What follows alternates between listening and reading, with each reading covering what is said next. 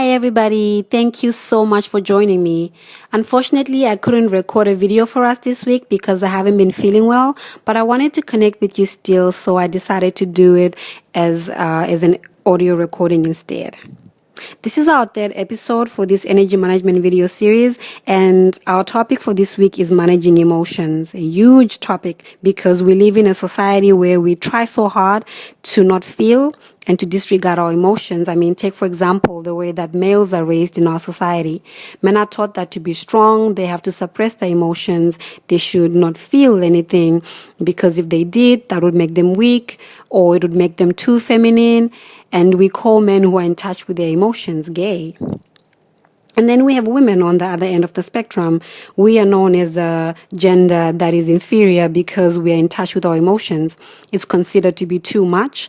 And when we, as women, we are becoming, more successful, we tend to want to become emotionless because we are afraid that if we are in touch with our emotions, then we are going to be labeled as weak. And I think it's very timely for us to talk about emotional management because when we look at everything that is happening in our world, it all boils down to our incapability of handling emotions in a healthier manner. So let's start by looking at the definition of emotion. Emotion just basically means energy in motion. And energy gets, it manifests and then it moves through the body. And if we would allow it, it would only take a few seconds for this emotion to be flushed out of our system. But when we suppress an emotion in our body, the body has to make room for it. Why? Because as we know from physics, energy cannot be destroyed. It can only be changed from one form into another. And so when we suppress an emotion, we are not getting rid of it. The body is going to make room for it by allowing it to stay in our cells, to stay in our blood, to stay in some part of our body because the body will not destroy it. And so for us to get better at managing our emotions, it would really help us if we stopped labeling them as right or wrong. Emotions are neither right nor wrong. They are just messengers. They show us how we feel about something that is happening in our environment at a particular moment in time. That environment could be a conversation you're having with a friend. It could be you at work doing something. You could be alone, watching a movie or listening to music. It doesn't matter, but we are in constant response to the stimuli that is in our environment. And our emotions just show us how we're feeling about what is happening. And so a better way to manage emotions is to get curious about them without judgment. Don't label them. Don't make them bad. Just be curious about them.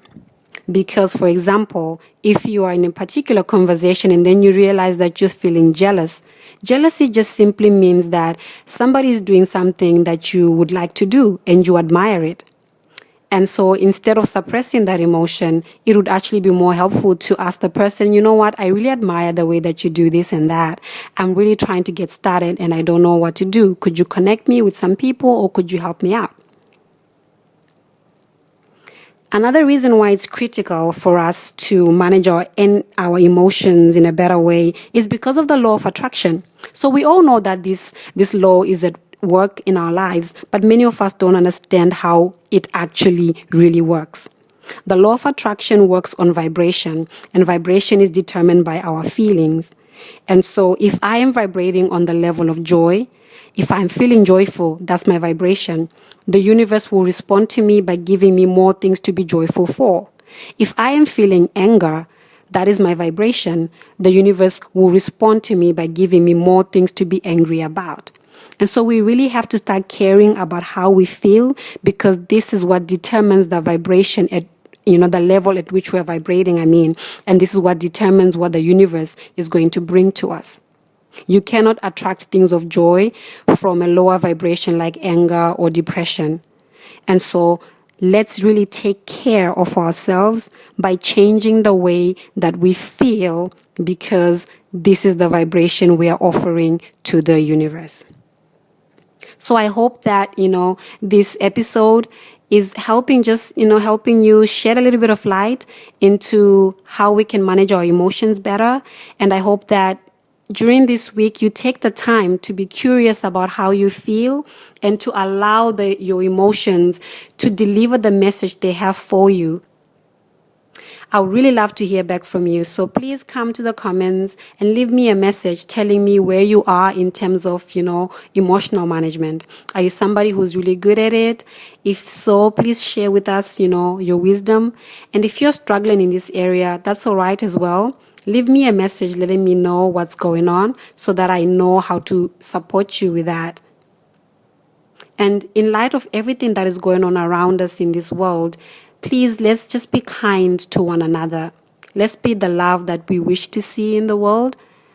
Namaste, everybody. I hope you have a beautiful week.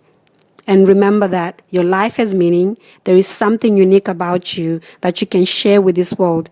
Get to it. It really, really matters.